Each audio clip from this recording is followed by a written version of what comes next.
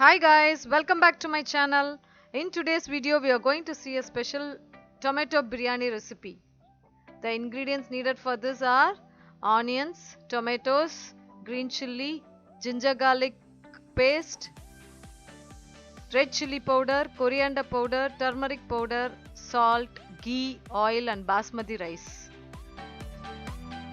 In a pan add 2 teaspoons of ghee. This is to fry the basmati rice which has been soaked for 5 minutes. To make the basmati rice not sticky, we need to add little salt and keep frying it for some time.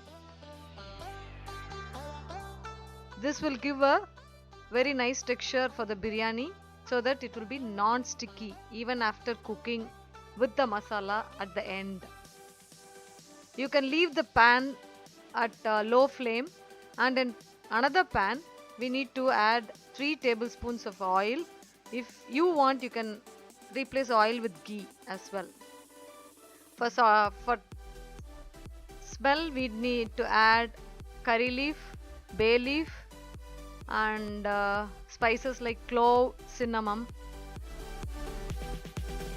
and then we need to add 3 teaspoons of ginger garlic paste. If you want to reduce the spice, you can add 2 teaspoons and just saute it until the raw smell goes off. Then add the finely chopped onions. While adding onion, it's better always to add salt. This is a tip for all cooking, all recipes.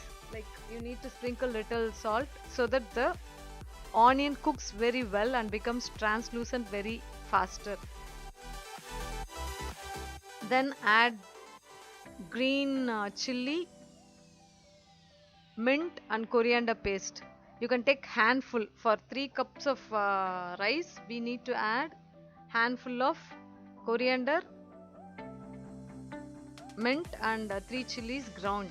Then saute it until the raw smell goes. Now we need to add the 3 chopped tomatoes. We need to take the proportion, like for 1 cup of rice, 1 tomato, 1 onion, 1 green chili.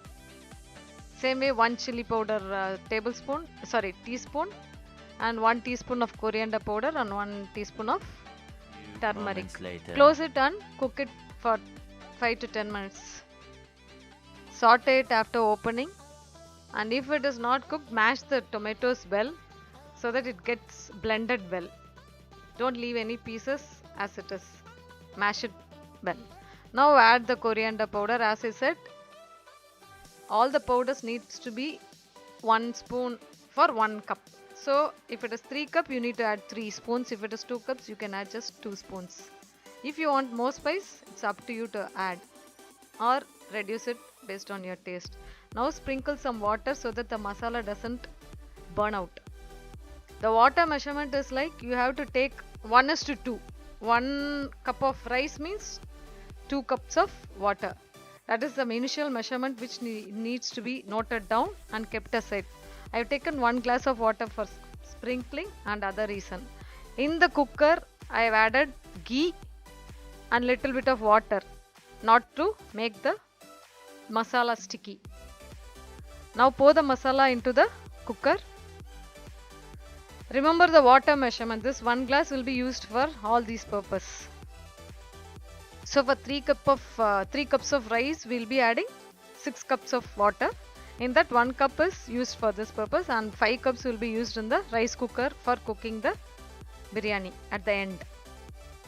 Now mix it well. Add little sugar so that the masala tastes well, and mix it and close the cooker for 1 whistle. So this will have 1 full glass of water. So the rice that has been kept at low flame can be checked. It becomes very fine and glassy. Transfer it to the rice cooker in which we have poured the 5 cups of water. You can add the salt here itself at this stage so that the rice becomes still more separate before adding the masala. So the measurement again I'm repeating 1:2. So 5 cups will be here on the previous 1 cup which we have used from the cooker, and for sprinkling all that will be from that 1 cup. Now we'll add the masala into that from the cooker and mix it well.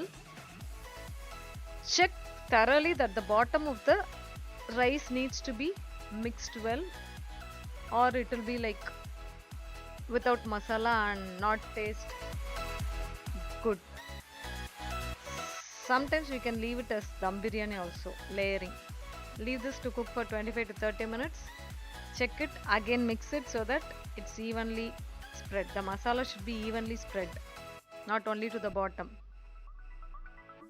And now again you leave it for 10 minutes and the biryani is ready. Tomato biryani is ready. If you like the video, smash the like button, share, subscribe and hit the bell icon to get notified when I post new videos. See you soon.